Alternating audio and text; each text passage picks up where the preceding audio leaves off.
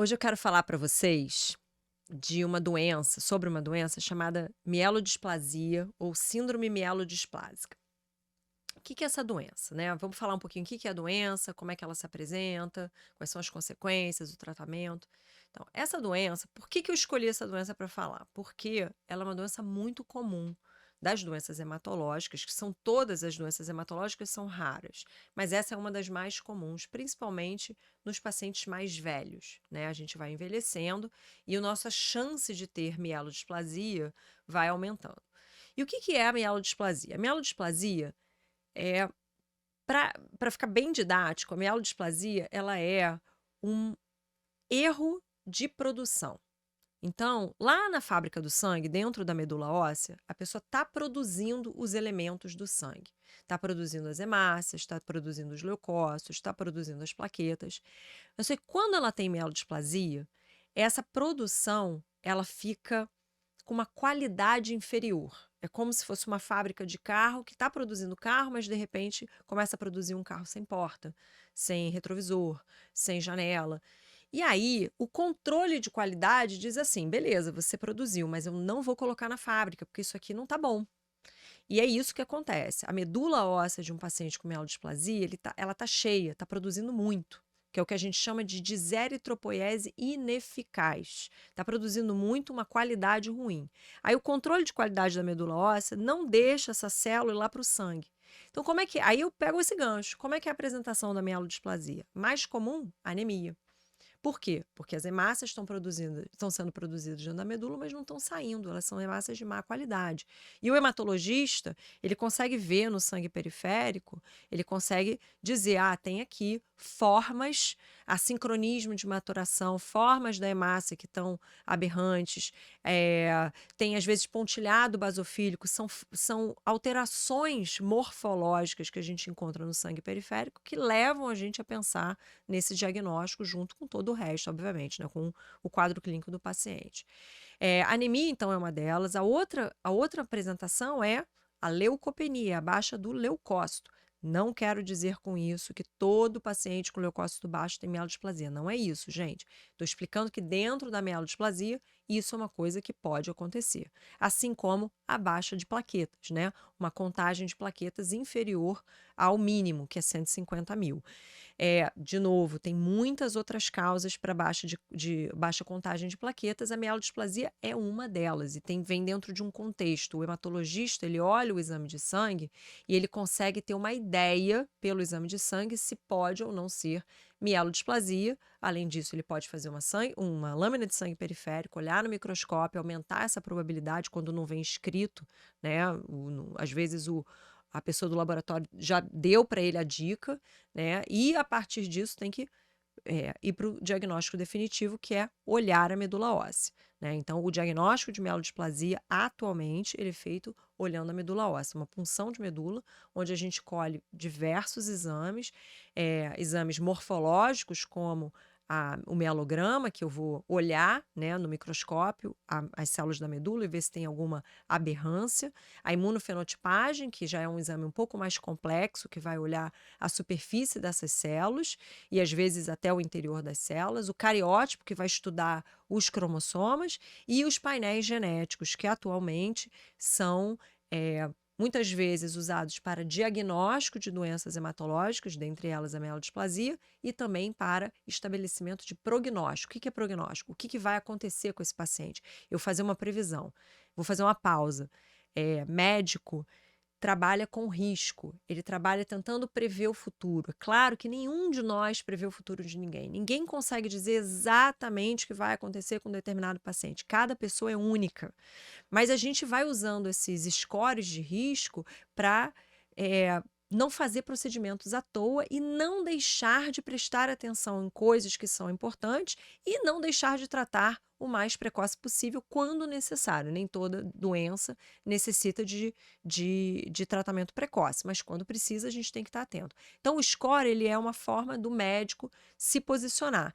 E do paciente, gente, porque a gente está chegando numa época, né, que agora com tanta informação, é muito claro para mim que o paciente tem que ser cada vez mais responsável pela sua própria saúde, né? Então, essa conversa, não existe mais aquela medicina, o médico fala e o paciente obedece. É uma troca, né? É uma troca de informações. E muitas vezes o médico, para saber o que ele vai falar para vocês, né, precisa que vocês perguntem também. Então, isso é uma coisa extremamente importante, vocês se apropriarem de informações de boa qualidade e tirarem as dúvidas, porque o fato de eu estar explicando isso para vocês num vídeo não significa que vocês saibam exatamente o que é a doença. Então, é só uma forma de dar um panorama geral. Então, na mielodisplasia, é uma doença muito mais frequente no paciente idoso. E aí, como é que a gente faz, né? Qual é o tratamento? Bom, a gente divide o tratamento em tratamento curativo e os tratamentos não curativos, que são de melhoria da qualidade de vida, melhoria de suporte, tá?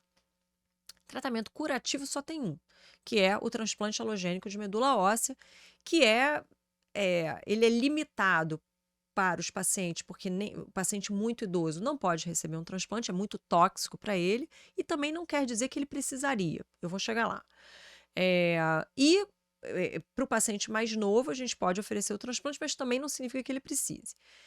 No geral, o resto, todas as outras modalidades de medicação que a gente vai falar, é para melhorar, por exemplo, a anemia. Então, a gente tem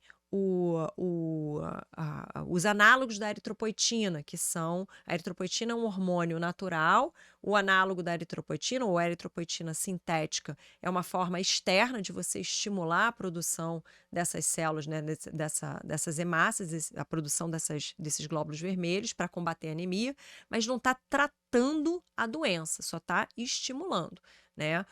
Atualmente a gente tem o luspatercept, que é uma outra medicação que age de uma forma diferente, também para estimular a produção de hemácias.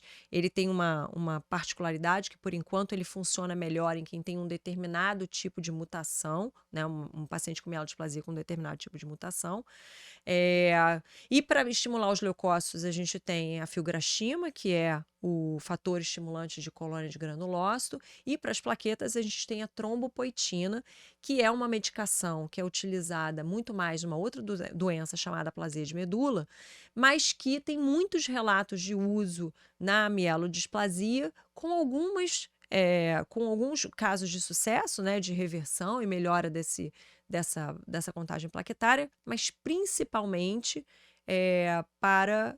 o dado mais importante é que a gente tinha muito medo desse estímulo causar uma transformação para uma leucemia aguda, e a maioria dos estudos diz que é seguro fazer, tá?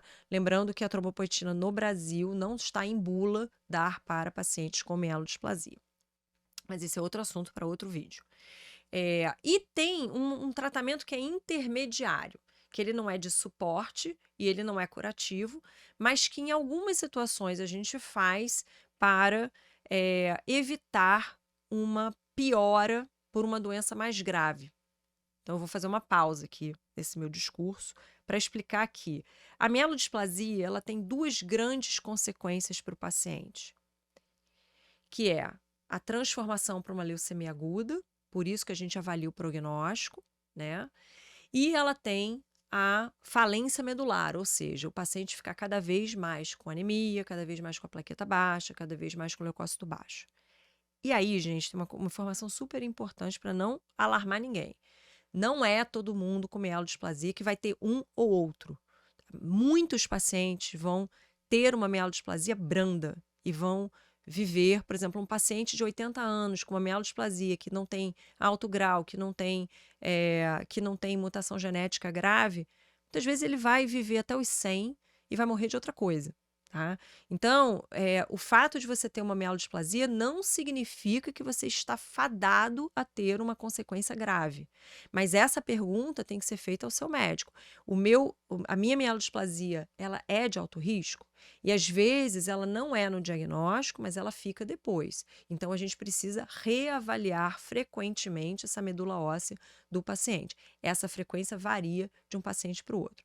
E aí volto à história do tratamento. Quando eu estou num prognóstico que já tem muitos sinais de transformação para uma leucemia aguda, mas ainda não é uma leucemia aguda, eu posso fazer uma classe de remédios, tratar esse paciente com uma classe de remédios chamada hipometilante, que a gente atualmente no mercado tem a azacitidina e a decitabina, com todas as consequências desse remédio, não é o foco do vídeo, mas eu posso fazer isso e os trabalhos mostram que ela atrasa essa mudança para uma leucemia aguda. Ela não é um tratamento que vai curar, não vai resolver o problema, mas muitas vezes o paciente tem percepção de resolução, a vida dele volta quase para o normal, em muitos casos, porque o paciente vive melhor, né? E atrasa essa transformação, ou para se decidir por um transplante mais na frente, ou para se buscar um pouco mais de tempo, né? Dependendo da idade do paciente. Quando é um paciente muito idoso, o que a gente está querendo é dar